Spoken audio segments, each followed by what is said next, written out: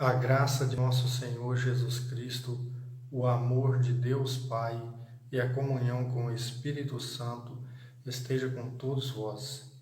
Meus irmãos e irmãs, hoje nós iremos entender na Palavra de Deus a respeito do matrimônio. O matrimônio é indissolúvel?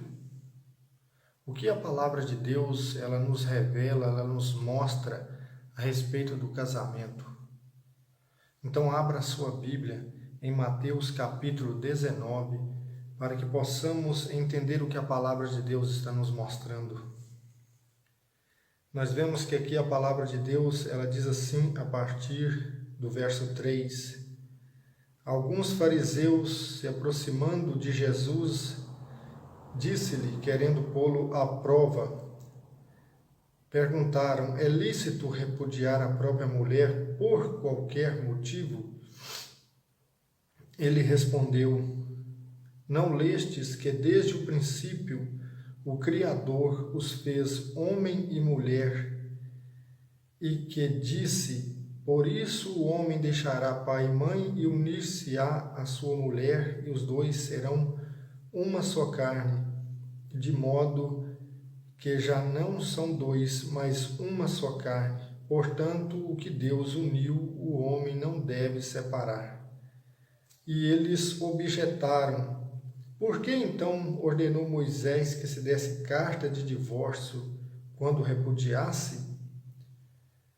Jesus respondeu: Moisés, por causa da dureza dos vossos corações, vos permitiu repudiar vossas mulheres, mas no princípio não era assim.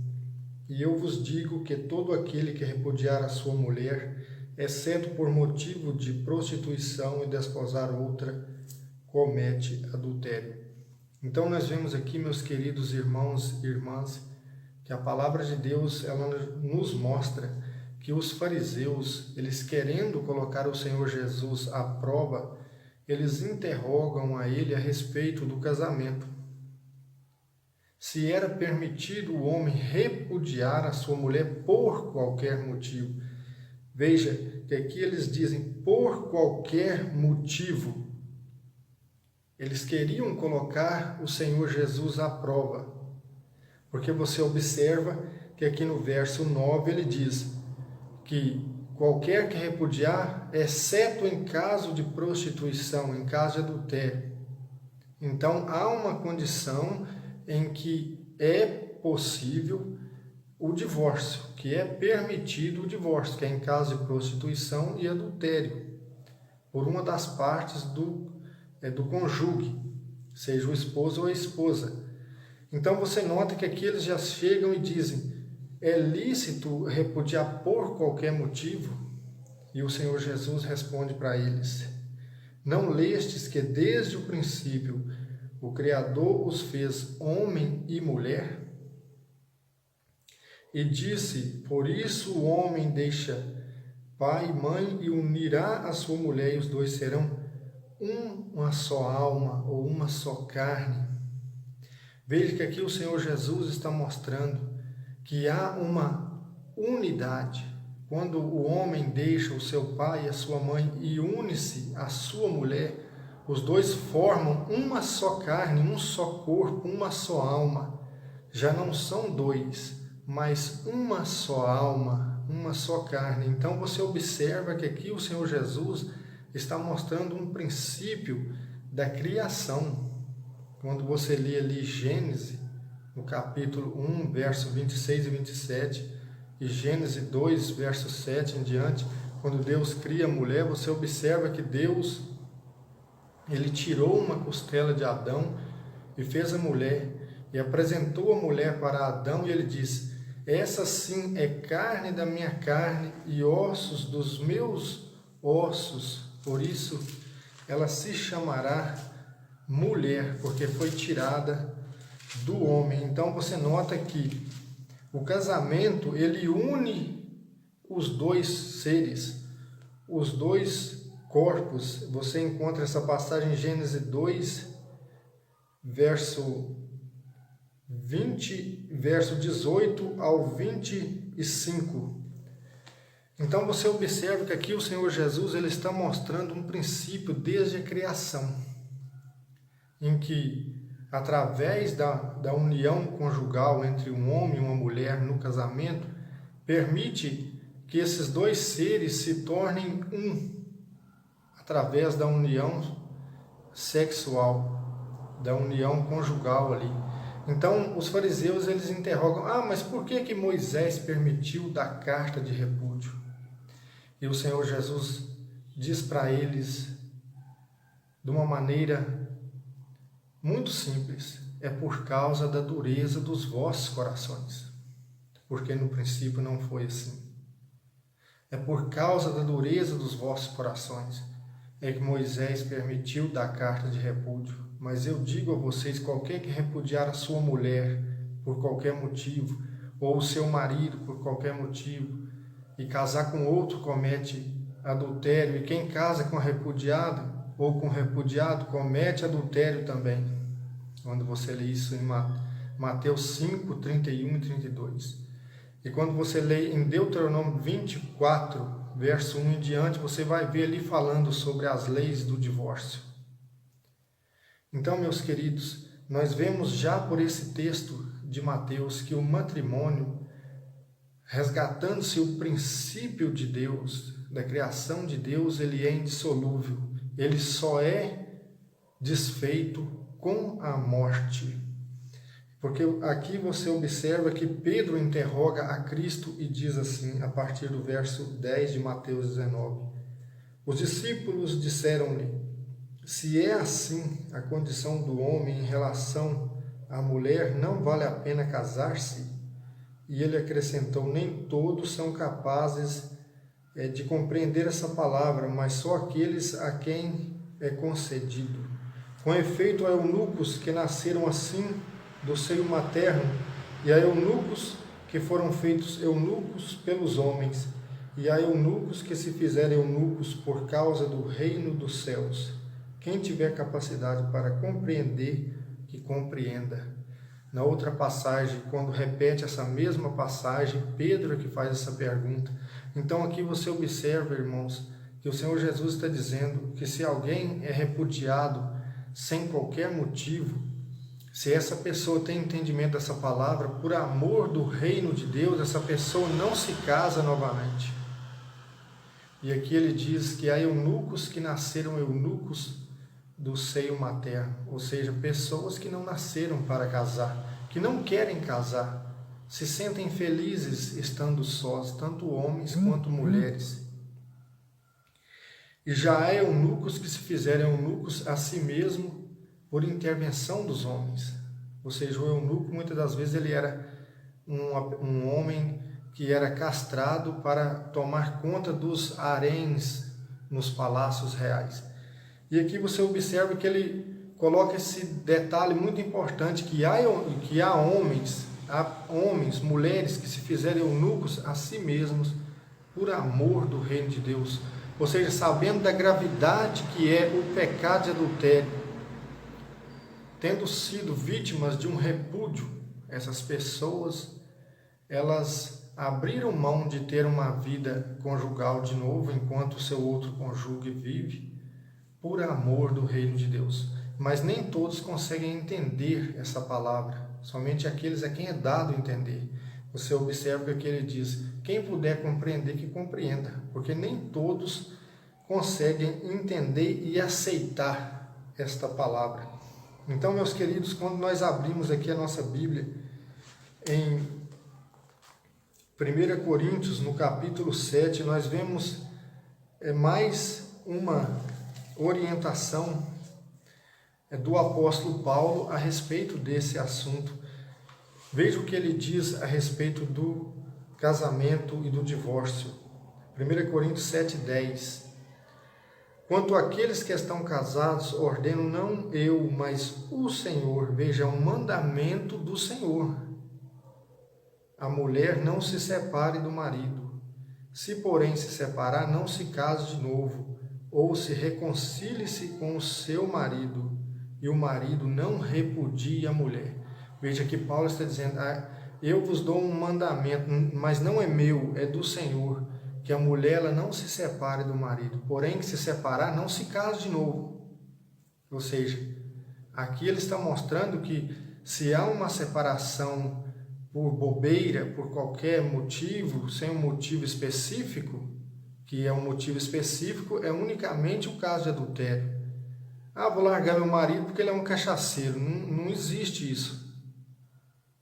Não é possível isso. Somente pelo caso de adultério. Porque o casal ele se torna um só corpo. E o adultério ele corrompe essa unidade. Ele profana o corpo. Ou seja, o adultério é um pecado contra o corpo. Então a pessoa ela profana o próprio corpo, então ela quebrou a aliança, porque o casamento é uma aliança, é o que veremos daqui a pouco. Mas aqui você observa que o apóstolo Paulo está dizendo que a mulher não se separe, mas porém que se separar, que não se case de novo, mas antes que se reconcilie com o marido, e o marido não repudie a sua esposa. Então, meus queridos, quando nós abrimos aqui a nossa Bíblia em Malaquias, nós vemos claramente o porquê que o casamento para Deus ele é indissolúvel, porque ele representa, ele tem em si o caráter de aliança. Veja o que diz aqui no verso 14: porque o Senhor é testemunha entre ti e a mulher da tua juventude que traíste, embora ela seja tua companheira e mulher da tua aliança. Veja que o homem e a mulher fazem ali no casamento um contrato com Deus. Deus é testemunha entre o homem e a mulher. E ele é o juiz supremo. Ele é quem dá a bênção. E veja o que a palavra continua dizendo. Ele não fez um único ser que tenha carne e sopro de vida. O que procura esse único ser? Uma descendência de Deus. Agora preste atenção no que vai dizer aqui. Guardai-vos, pois, no que diz respeito às vossas vidas. Não traiais a mulher de tua juventude, porque repudiar por ódio, diz o Senhor Deus de Israel, é estender a violência sobre a sua veste, diz o Senhor dos Exércitos. Respeitai, portanto, a vossa vida, e não cometais essa traição. Veja que a pessoa que é infiel ao casamento, como que ela pode ser fiel a Deus? Ela está trazendo uma maldição para si mesma. E aqui a palavra está dizendo, Deus está advertindo que quem comete esse pecado, quem quebra esta aliança, quem profana esta aliança, ou seja, porque a princípio Deus os fez para serem uma só carne. Então a pessoa que quebra esta aliança, ela é como se ela estivesse estendendo a violência sobre as suas vestes. É o que está dizendo aqui no verso 16. É estender a violência sobre as suas vestes, diz o Senhor dos Exércitos. Respeitai, portanto, a vossa vida. Veja bem, é um pecado que diz respeito à vida. Porque o casal tem que viver em comum, como se fosse um só corpo, um só pensamento. Portanto, unem-se os dois corpos e pela bênção do Senhor se forma uma vida. Então, meus queridos irmãos, quando nós olhamos para o Antigo Testamento, nós vemos que o casamento em si, ou seja, Deus trata Israel como sua esposa. Quando você lê ali Oséias, o livro do profeta Oséias, capítulo 1, capítulo 2, você vê que o casamento de Oséias com uma mulher adúltera, prostituta, era um casamento simbólico que representava a conduta de Israel, que não se mantinha firme com o seu Deus, como uma mulher adúltera, que está com o marido, mas adultera com outro e volta para o marido. E muitas das vezes o marido aceita de volta, porque o marido ama e quer que esta mulher mude de vida e tome de novo o caminho certo. Então, quando você lê ali Oséias capítulo 1, capítulo 2, ou seja, o livro de Oséias, você vê esse relacionamento de Deus, falando ali, Deus fala de Israel como se fosse a sua esposa. E isso, irmãos, não está indiferente quando nós vamos para Efésios, no Efésios capítulo 5, você observa que aqui o tratamento de Cristo com a sua igreja é o mesmo, porque a igreja ela é o novo Israel de Deus. É isso que vemos em Gálatas capítulo 6. E aqui em Efésios 5 você observa que a palavra diz assim, no verso 23, porque o homem é o cabeça da mulher, como Cristo é a cabeça da igreja e o salvador do corpo. Como a igreja está sujeita a Cristo, estejam as mulheres em tudo sujeitas aos seus maridos. Veja bem, e a palavra continua dizendo, e vós maridos, amai vossas mulheres como Cristo amou a igreja e se entregou por ela. Então você nota que no Antigo Testamento Deus tratava Israel como sua esposa. E no Novo Testamento, na Nova Aliança, não é diferente. A relação entre Cristo e igreja, marido e mulher. Este é um grande mistério em relação a Cristo e igreja. Então, meus queridos, nós vemos que também em Jeremias, no capítulo 3, você nota que há esse mesmo tratamento de Deus com Israel. Veja o que está dizendo. Se um homem repudia sua mulher e ela se separa dele e se casa com outro, terá ele, por acaso, direito de voltar a ela novamente? Porventura não está totalmente profanada esta terra? E tu, que te prostituíste com inúmeros amantes, queres voltar a mim? Oráculo do Senhor. Veja que aqui o Senhor Deus está falando dentro daquilo que está escrito em Deuteronômio 24, 1 em diante. Aqui Deus está mostrando para o povo de Israel que se um homem ele larga uma mulher, ele não poderia voltar para aquela mulher mais. Se ela ficasse viúva, o seu primeiro marido não podia desposá-la novamente, porque ela estava profanada. E aqui Deus coloca esse simbolismo mostrando o seu relacionamento com Israel.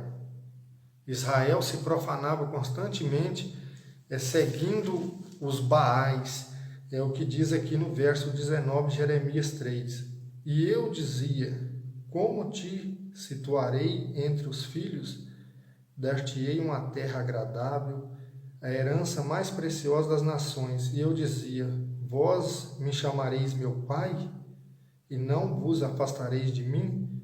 Mas como uma mulher que trai o seu companheiro, assim me traístes, ó casa de Israel, oráculo do Senhor. Veja que Deus esperava algo de Israel, mas Israel se corrompia, indo atrás dos deuses pagãos de Baal. Então, meus queridos, nós vemos que Deus, ele trata o matrimônio como uma aliança. E é realmente uma aliança que nós fazemos com Deus. Quando nós pegamos a palavra em Provérbios, veja o que diz o livro de Provérbios, no capítulo 2 de Provérbios, verso 17, que diz assim: abandonou a companheira de sua juventude e esqueceu-se da aliança de seu Deus. Veja, meus queridos, a palavra ela não se deixa contradizer, ela nos mostra uma realidade que está patente, porque o homem e a mulher apresentam-se diante de Deus para selar uma união, ou seja, uma aliança entre o homem e a mulher e com Deus. Deus é a testemunha desta união, deste casamento, e Deus é o juiz supremo. Ali se fazem votos para uma vida toda. Ali os dois se tornam uma só carne. Por isso a palavra de Deus insiste tanto na necessidade do homem e da mulher serem virgens no casamento, para que realmente possa haver uma entrega total de um para o outro. E aqui a palavra novamente censura o fato de não haver fidelidade. Então nós voltamos novamente naquela palavra que o Senhor Jesus disse: Moisés permitiu dar carta de repúdio por causa da dureza dos vossos corações. Mas isto não é da vontade de Deus. Desde o princípio, Deus fez para que seja algo permanente, ou seja, enquanto a vida durar. Mas o homem, na sua ignorância, na sua vaidade, busca pretextos para se separar, para buscar uma outra união, quando não cai realmente na prostituição. Então, meus queridos, quando nós entendemos tudo isso, pode vir uma pergunta em nossa mente: se Deus fez o casamento para ser indissolúvel, então significa que depois da ressurreição dos mortos nós estaremos juntos com as nossas esposas ou maridos? Não. Você observa que isso é só para esta vida presente, porque nós vemos aqui em Mateus capítulo 22, do verso 29, que diz assim: Jesus respondeu-lhes: estais enganados, desconhecendo as Escrituras e o poder de Deus. Com efeito, na ressurreição, nem eles se casam e nem elas se dão em casamento, mas são todos como os anjos. Porque aqui você, quando lê esta passagem do verso 23 em diante de Mateus 22, os fariseus e saduceus interrogaram Jesus a respeito de uma mulher que casou com 7 irmãos para obedecer à lei do liverato em Deuteronômio 25, e todos morreram, e eles queriam saber de quem que essa mulher seria na ressurreição dos mortos. E o Senhor Jesus diz: ela não vai ser de ninguém, porque na ressurreição dos mortos não se casam nem se dão em casamento, porque sereis como os anjos. Então, quando acontece a morte ou do marido ou da esposa, é possível que a parte que fique viva possa contrair um novo casamento, contanto que seja no Senhor, ou seja, que seja como um servo de Deus e perante a lei de Deus na igreja, que é o que nós vemos em 1 Coríntios capítulo 7, verso 39, e em Romanos capítulo 7, verso 1 e 2 em diante. Então, meus queridos, nós compreendemos pelas Escrituras que a palavra de Deus ela é santa e ela nos mostra uma realidade que nós devemos seguir. Hoje nós vemos que muitos estão fazendo o contrário, pois largam seus maridos, suas esposas, e vão e se casam de novo no civil, na lei dos homens, e diz assim: agora eu não estou em pecado mais porque eu sou casado. Quem disse que casamento na lei dos homens apaga adultério ou apaga pecado? É pura hipocrisia. Às vezes a pessoa larga e vai morar com outro, e a igreja diz assim: você tem que casar porque você está em pecado. Como se o casamento na lei dos homens apagasse o pecado. Não é bem assim, irmãos. Nós temos que tomar uma atitude. Quem errou precisa buscar arrependimento e reconciliar-se com Deus. Mas saiba que lei dos homens não apaga pecado. Nós temos que procurar ser humildes e manter os nossos compromissos uns com os outros e principalmente com Deus, porque quem viola o casamento viola uma aliança com Deus. Amém, irmãos? Que Deus abençoe a todos, em nome do Senhor Jesus. Se os irmãos quiserem estar pedindo oração, fazendo perguntas, eu estou à disposição dos irmãos. Que Deus abençoe os irmãos em nome do Senhor Jesus. Amém? Glória a Deus.